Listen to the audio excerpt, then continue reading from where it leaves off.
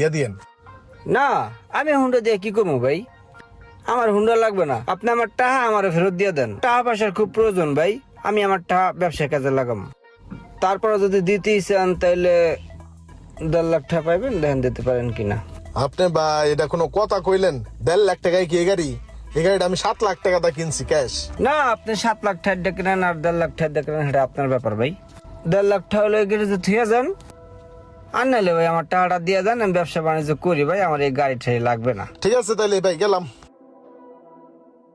সোহাগ ভাই, বলছিলাম না যে গাড়ি দেখার জন্য কাস্টমার নিয়ে আসবো, ভালো একটা কাস্টমার নিয়ে আসছি। ঠিক আছে সমস্যা নাই, দেখেন। গাড়ি তো দেখতে কইলো, কিন্তু গাড়ির তো কিছুই বুঝি না। কোন রকম দেখা কম করে একটা দাম করে দিই। আপনার গাড়ির যে অবস্থা আছে ওই হিসেবে 1,70,000 পাইবেন। না ভাই 1,70,000 টাকায় কি এই গাড়ি হয়? এর চাইতে বেশি তো ওই কইছিল, 2 লাখ টাকা কইছে।